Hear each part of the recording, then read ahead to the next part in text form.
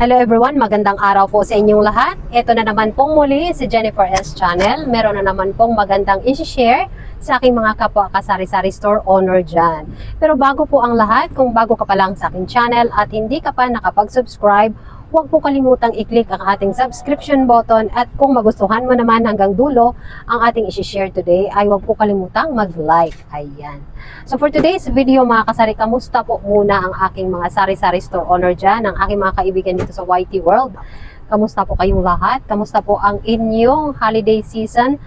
Ang inyong weekend? Kamusta po mga kasari ang inyong mga tindahan? So for me mga kasari, ako po ay masayang-masaya today kasi muli na naman nating napasaya ang ating tindahan. In what way? Napuno na naman nating muli ang ating mga stocks. Yung mga puhunan na ibalik na naman natin sa kanya-kanyang stocks na meron tayo dito sa ating tindahan. So for today mga kasari, umaga pa lang po, ay nakabili na po tayo ng Red Horse. Apat na cases na Red Horse kasi naging mabenta po nung Saturday and Sunday ang ating Red Horse na inumin. At siya nga pala mga kasari, ito po ay nagtaas na. Ang bentahan po before ay 60.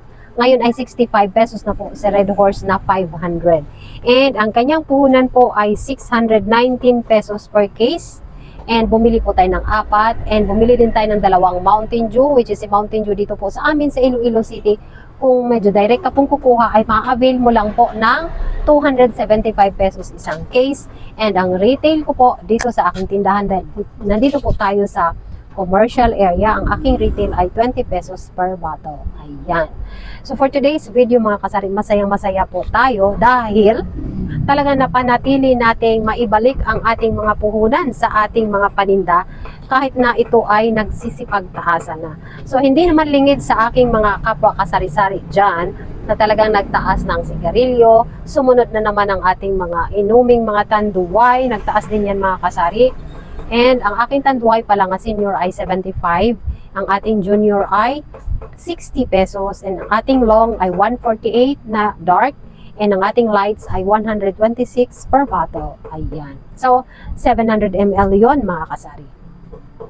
And yung aking price sharing today is yung mga nagsipagtaasan lang ng mga paninda natin dito sa ating tindahan.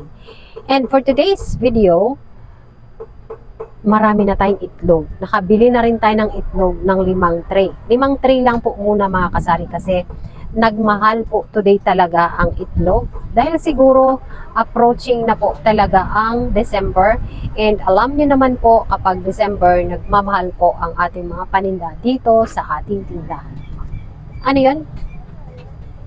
So ang egg natin for today mga kasari ay 285 yung large. And yung bentahan ko po ay 11 pesos. Pero meron po akong ibang sizing ng aking itlog na medium, which is 270. Kita nyo naman po mga sari, sobrang mahal na no? 270 na ang medium ngayon. And ang benta ko po ay 10 pesos. So meron lang po tayong 30 pesos sa isang tray ng itlog. So better na po yan mga kasari kaysa wala tayong paninda. Anyway, 30 pesos is parang enough na rin sa 270 pesos na puhunan. Pero kapag ang yung tindahan po ay masasabi natin hindi naman may maraming mga kakompetensya, which is ang ating mga kompetensya ay malakihan, masasabi mong talagang maramihan na ang kanilang mga stocks. So, hindi po tayo po pwede mga kasari na magtaas masyado ng ating paninda kasi kumbaga mahuhuli na tayo sa bentahan kapag masyadong mataas ang ating bigay kay customer na meron tayong katabi na masasabi natin mura naman siyang magbigay. Pero ngayon po mga kasari, dahil nasabi ko na, nabanggit ko yung aking katabi, noong una po nag-opening sila ay mura sila, pero ngayon po ay siguro na-realize nila. So ito mga kasari, ito ang wag na wag niyong gagawin. So for today's video, ito ang aking tip for the day.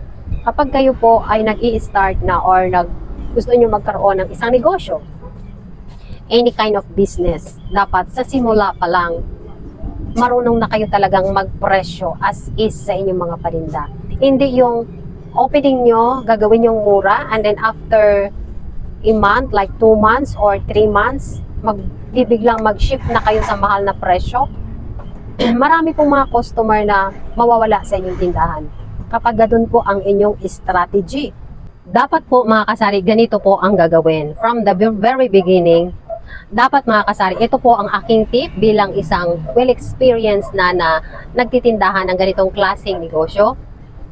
Ang tip ko po sa inyo mga kasari is, based on my experience, dapat po kapag kayo po ay nag-open ng inyong tindahan, para po hindi madala si customer or hindi mawawala ng gana sa pagbili ng inyong, sa pagbili sa inyong tindahan, dapat po maging as is na kanyo sa inyong presyo. Makatotohanan ba kumbaga?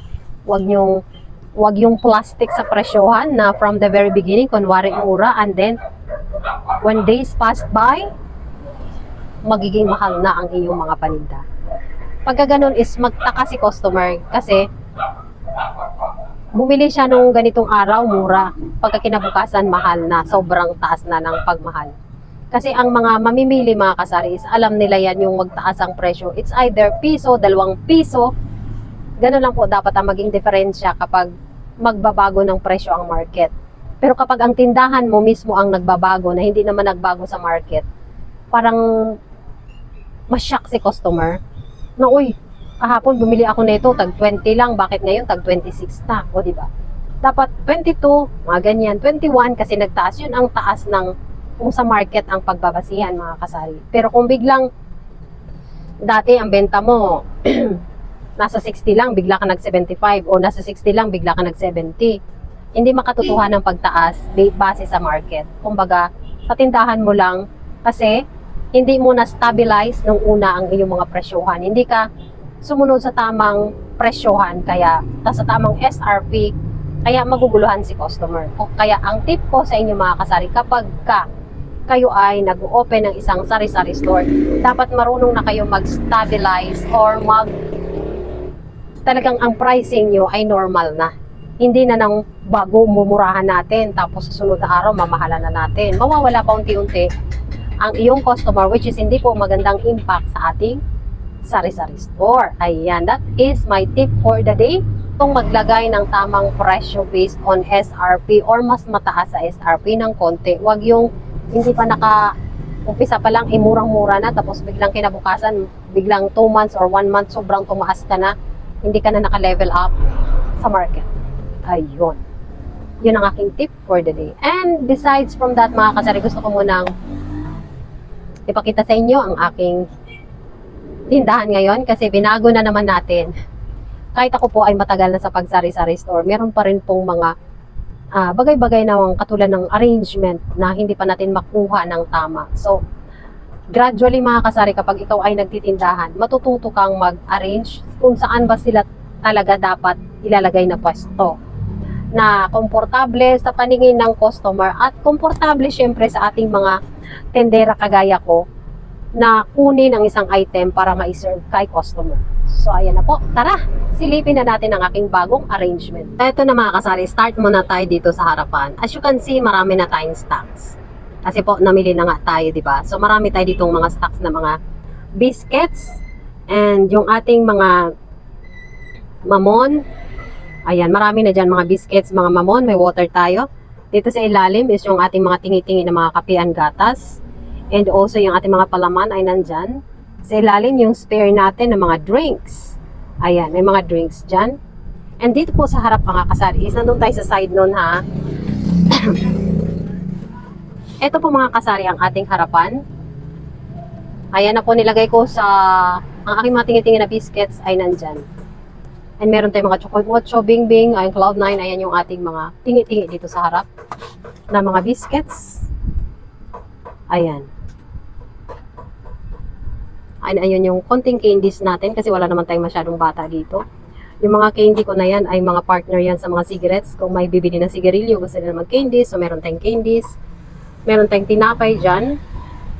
And dito sa side, ayan, makikita at makukuha na po talaga natin. Easy to access na aking site. Kayang-kaya kong pumasok dito sa side na to at sa kabila.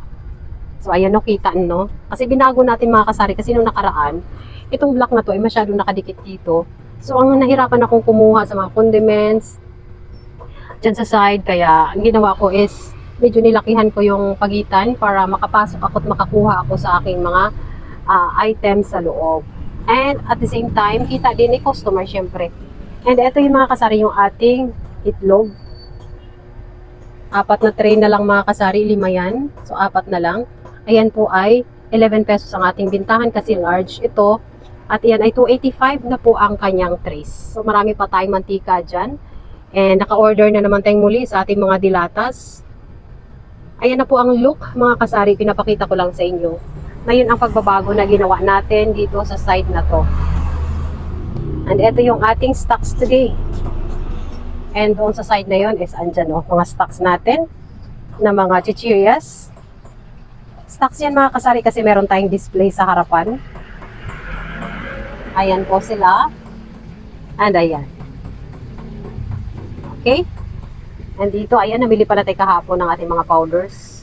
Hindi pa natin na-i-cut, so pinatong lang muna natin dyan. So, yun yung aking malapit sa aking counter, ang aking mga powders. And dito, mga styro cup tayo. Dapat nakahang dito yan sa ibabaw. Hindi pa natin na-ihang. Sinabit ko lang muna dyan. And yun yung ating mga chichira sa harap. Ayan po. So, yun po yung ating stocks today. Marami pa rin po tayong rice. Bago po yung in-order ko yung rice natin. Ayan, pero kailangan ko rin yung magdagdag kasi wala na yung ating green and si Princess Bea. Si Sinandoming na lang and local na yellow natin. And meron tayo doong isang green na lang sa pinakailalim. Which is mahirap na kukunin yan kaya kailangan nating magdagdag dito ng at least 4 na sacks. So mamaya ayan mga kasari, no? Kasi may order na tayo dyan at hindi pa lang na-deliver ng ating suki kasi busy ngayon kasi today is Monday. And kumusta po ang inyong mga tindahan? Parehas na ba tayo mga kasari? Appear na ba tayo ng tindahan ngayon na naiayos na naman nating muli? At napakaganda na namang tingnan sa ating mga mata, di ba? At least, pag kumuha tayo ng ating mga stocks, hindi na tayo mahihirapan. And of course, magandang-maganda rin sa paningin ng mga tao kasi bukod sa maayos, malinis, mabilis sila makita ang kanilang bibilhin. Okay mga kasari, that's all for today's video. Happy selling po sa aking mga kapwa kasari-sari store owner dyan. And God bless po. Today, Monday. Thank you so much for watching. And see you again on my next video. God bless po. Ingat. Bye-bye.